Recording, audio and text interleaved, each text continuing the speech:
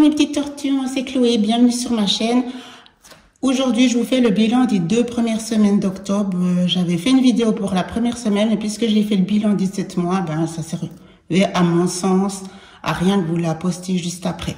Donc, ces 2 premières semaines d'octobre se passent très bien et je vais vous expliquer ma petite fierté du moment, enfin du mois, pour être plus précise.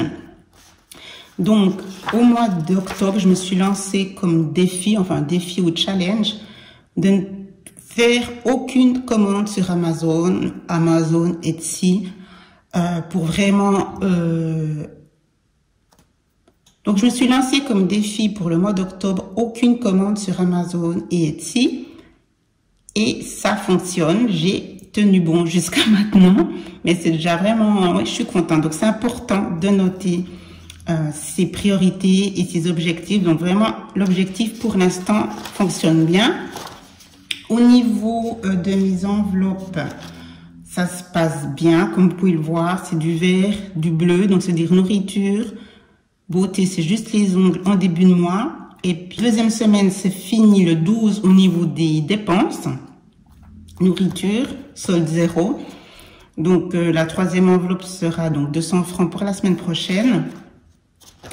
Et c'est ici que ça devient intéressant, puis que voilà, on voit que je n'ai fait aucun achat superficiel et que j'ai pas craqué. On a les entrées. Ici, j'avais reçu aussi, enfin, j'ai vendu une... je sais plus ce que j'ai vendu, mais enfin bref, sur le marketplace de Facebook. Donc, une entrée de 20 francs.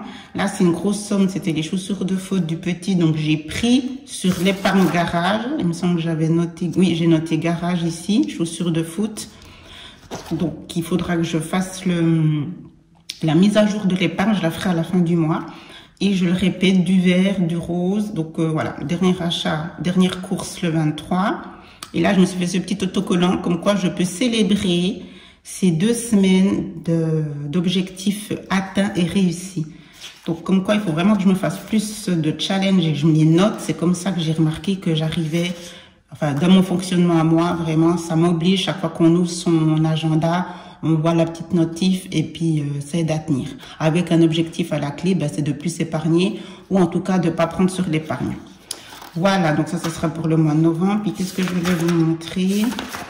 Bref, c'est tout. Je ferai justement pour la fin du mois, je pourrai enfin faire les comparaisons des 2 mois. Et je pourrai aussi... faire justement le relevé de mon épargne garage, voir un petit peu où elle en est.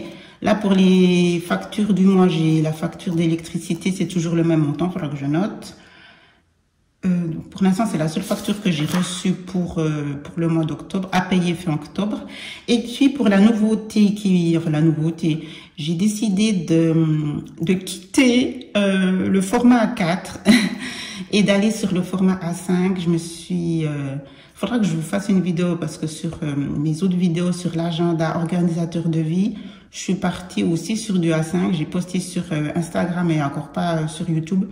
Et franchement, je suis étonnée en bien. Ce format est parfait. En fait, j'avais peur que ça soit trop petit. Parce que j'ai une écriture que je considère assez grosse. Puis j'aime avoir de la place.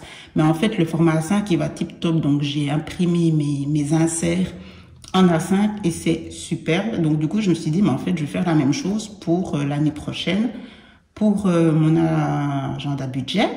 Et je pense, mais je vous en reparlerai de toute façon plus tard, que je vais tout mettre dans un seul agenda si j'y arrive. Donc, je suis en train de regarder pour m'offrir un bel agenda. Et je ferai soit tout dans un don de budget, soit franchement quand même un classeur budget, un agenda budget, où je mets toute l'année. Et puis dans l'agenda de vie, organisateur de vie, je mettrai quand même un onglet budget. Mais peut-être que c'est ce que j'étais en train de me dire, je mettrai que le suivi de mes épargnes, par exemple. Comme ça, j'aurai toujours un œil sur mes objectifs et mon suivi des épargnes. Puis pour la nouvelle année 2023, oui, j'espère pouvoir me mettre des objectifs. Et puis comme ça, j'aurai toujours ça dans mon organisateur de vie. Et le deuxième agenda, ça sera quand même un agenda bien dédié pour le budget. C'est une question de place, en fait, parce que là, je m'éclate dans mon organisateur de vie. Voilà, vraiment tout bien catégoriser, regarder tout ce que j'ai envie de mettre. Et la vraie question, c'est est-ce que je raccorde la place pour mettre tout l'agenda budget toute l'année en fait. Bref, mais je me réjouis de vous montrer tout ça. De toute façon, ce sera toujours avec mon agenda budget, évidemment, mais et en couleur. Celui-là, je le laisserai en couleur. L'organisateur de vie, c'est en noir et blanc.